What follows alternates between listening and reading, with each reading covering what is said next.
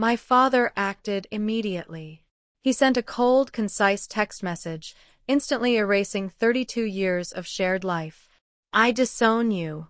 Contact my lawyer. The overhead light in my Seattle kitchen seemed to flicker, as though the room itself sensed the impact. My phone buzzed once and then fell silent in my hand. There was no explanation, only a sudden severance encapsulated in a single phrase. I replied with a single composed word. Okay. I did not cry. I did not beg. I simply set the phone down, opened my laptop, and resolved to act quietly.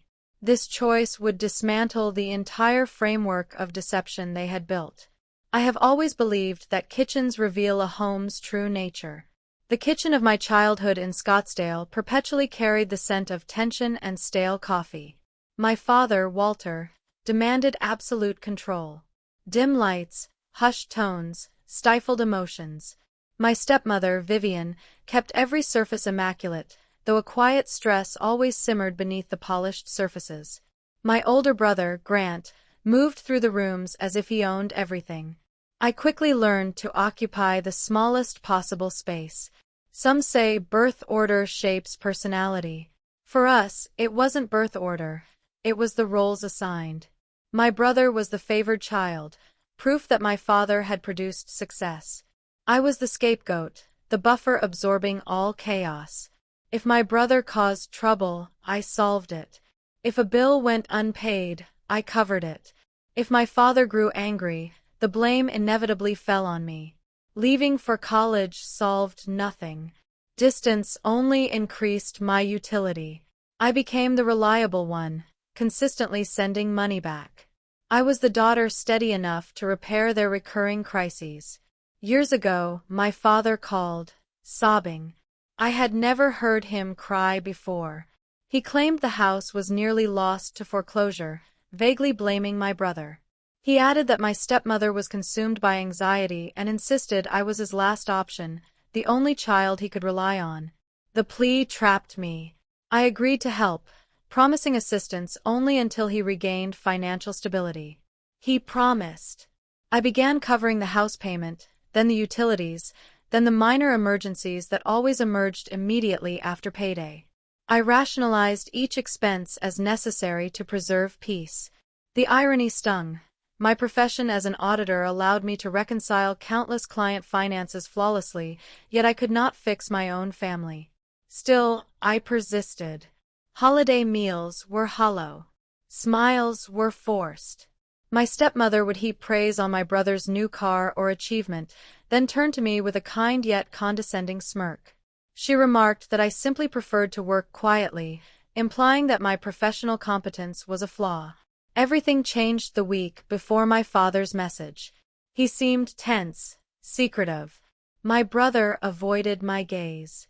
My stepmother appeared jumpy, constantly alert to phone notifications. Their facade was unraveling.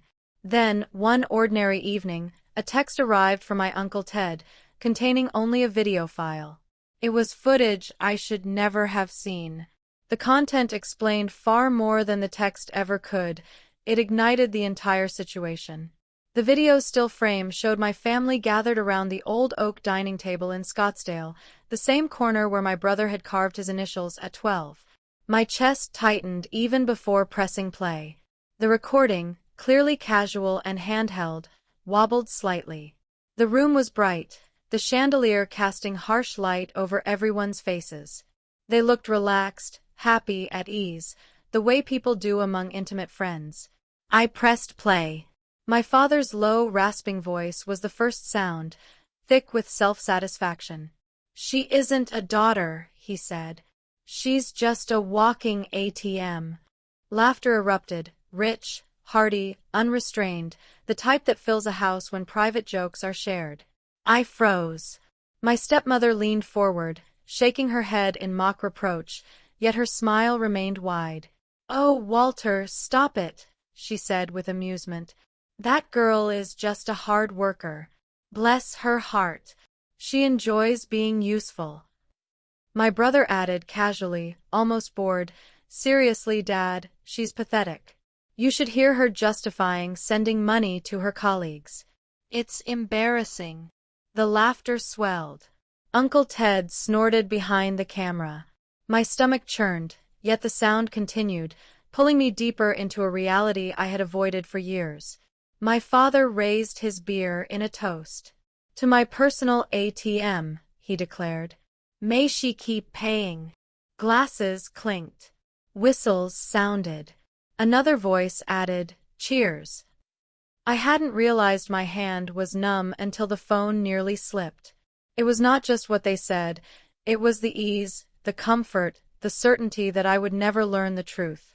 They assumed my need for their approval would keep me captive forever. I paused the video.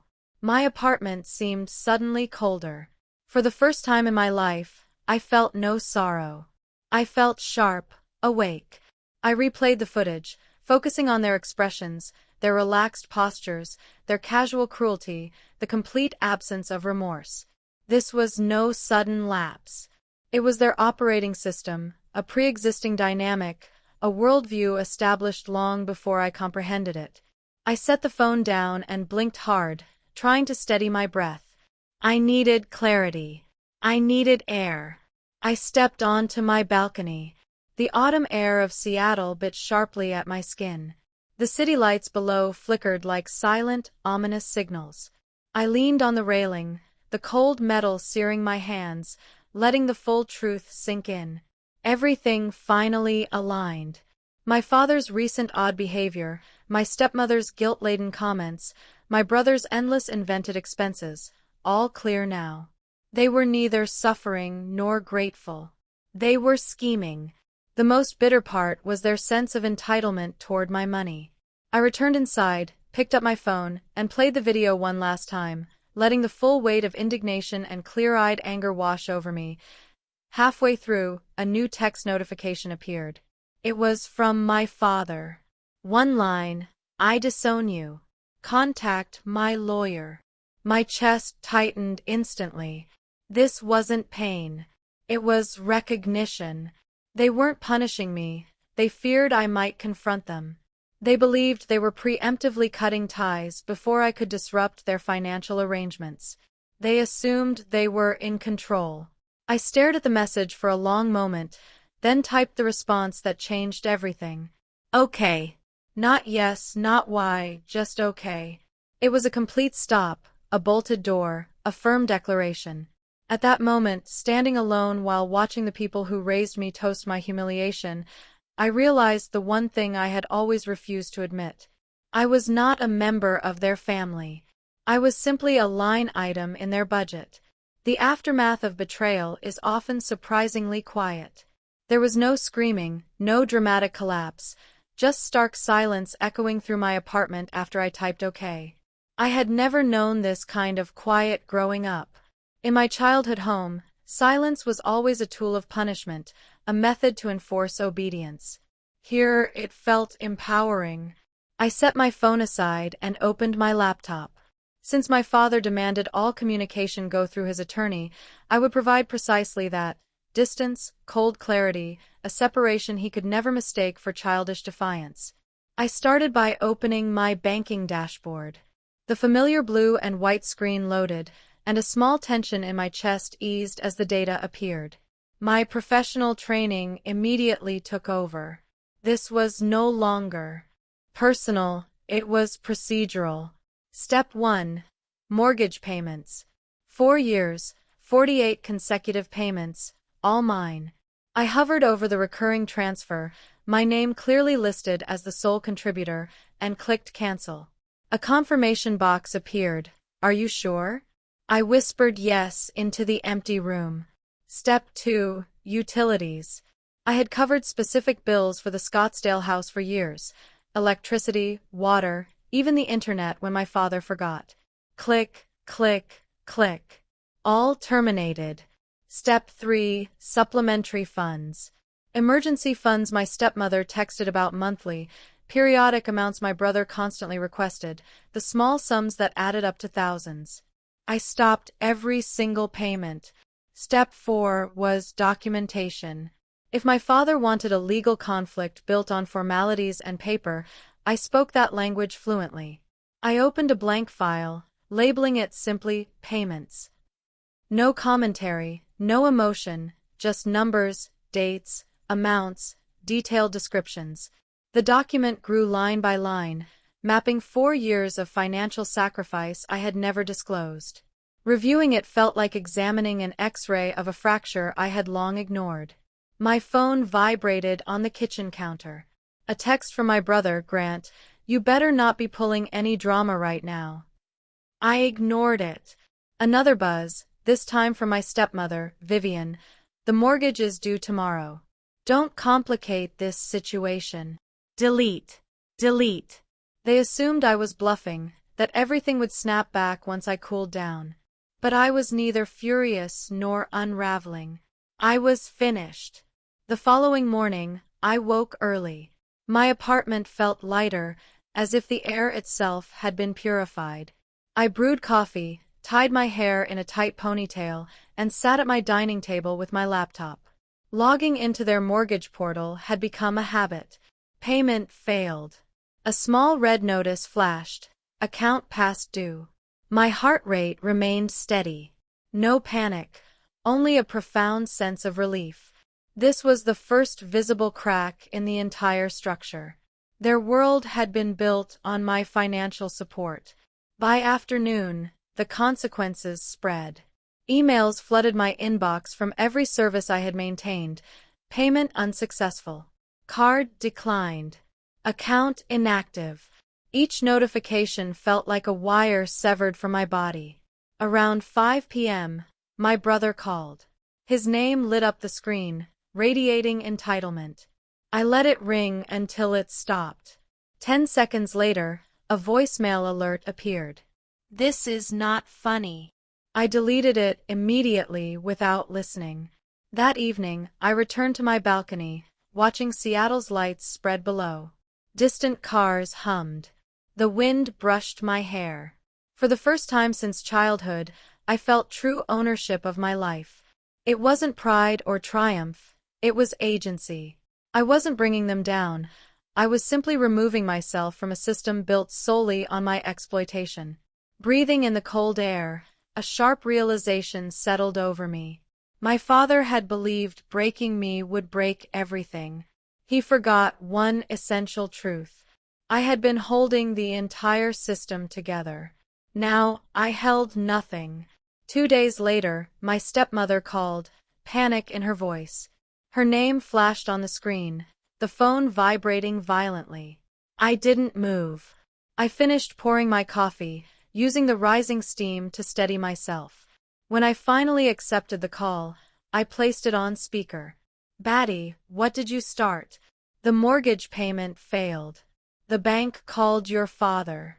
They confirmed it was rejected. It must be paid today. Do you understand? Fix this immediately." It was an order, not a question. I sipped deliberately. My father had insisted all matters go through his attorney. I said calmly, "I am complying with that instruction." The line went silent, followed by a sudden sharp breath. "What lawyer? Do not behave like this, Batty. You are acting without reason." I terminated the connection. 10 seconds later, the phone rang twice more. Then came a flood of messages, a mix of accusation, guilt, and raw desperation. My brother Grant joined the fray next. "Are you out of your mind? You are ruining Dad's life. Push that payment through today." Another message followed. "You think acting this way gives you power? You are truly pathetic." In previous years, words like these would have crushed me. Now they seemed trivial. By noon, the intensity of the calls shifted from frantic to menacing. My stepmother threatened legal action.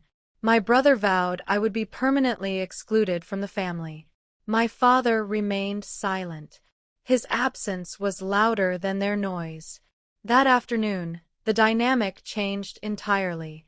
My attorney contacted me, informing me she had received communication from my father's supposed legal representative. The stiff email accused me of financial harassment and demanded immediate resumption of all payments. She simply chuckled. "This has no legal basis," she said. "It's just empty pressure tactics." "Perfect," I replied, exhaling. "Because I need your help with a separate matter." I told her about the years of financial support detailed in the video Uncle Ted had sent and how my family had treated me like an expense account. Then I revealed a suspicion I had never voiced before.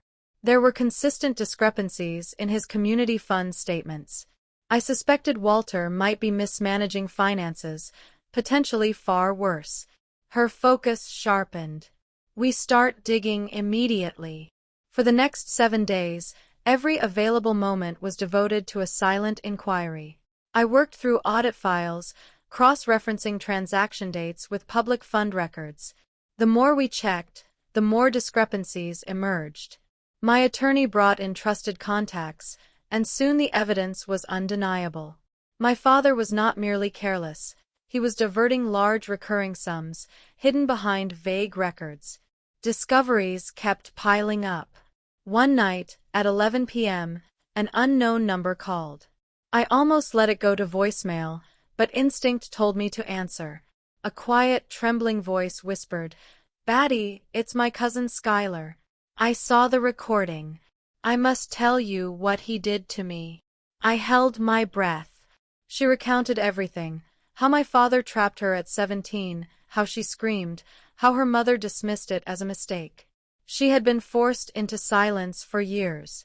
"I am deeply sorry," she whispered. "I didn't know who else to contact." I closed my eyes. Walter was more than manipulative and controlling with money. He was dangerous. 2 days later, the final shock came from an unexpected source. Julia, my mother's closest friend. Her voice trembled. "Your mother suffered greatly, Batty. She hid it to protect you. Walter controlled her funds, her choices, her friends. He destroyed her spirit slowly." A deep fracture opened within me. This was not a dysfunctional family. It was a structure built entirely on one man's control. I was not going to be his next victim. I would be the one to end the cycle. The inevitable confrontation came on a calm Thursday evening. The Seattle sun hung low, casting gold light through my window. 3 heavy knocks sounded on the door. I knew immediately who it was. When I opened it, my father stood there, face gray, visibly aged by sheer panic. His usual authority was gone. "Batty," he pleaded urgently. "Please. They are considering legal charges. Fund administrators are accusing me. Rumors are spreading. Stop this. You can fix it. You are the auditor. Just say it was a simple mistake." His voice broke. "You are still my daughter," he added, nearly begging. I let silence fill the room until he fidgeted. I reached into my file and handed him a single page. His hands shook as he read. When his eyes fell on the list of problematic transactions and the misconduct summary, he gasped. "What? What exactly is this?" "A summary," I said, "of what investigators know and what others will soon know." He looked up, panic evident. "You caused this." It was an accusation. "No," I said softly. "You caused this." He shook his head, voice rising. "Batty, please. I need your help. You owe me everything." I stepped back. "I owe you nothing," I said. "And you disown me. Remember that." His composure shattered. "I didn't mean it." "That is the problem," I said. "You never mean it." I closed the door. The latch clicked softly, final. I heard his single broken breath outside. That was the moment his entire structure collapsed, not because I actively destroyed him, but because I finally stopped supporting him. The repercussions moved faster than I anticipated. Within a week, the Community Fund Board launched an internal inquiry. My attorney submitted the summary of discrepancies, and the situation escalated rapidly. Meetings were held, testimonies demanded, quiet questions turned into open accusations. My father's once respected name became a cautionary tale. My brother attempted to defend him online, but only highlighted the investigation.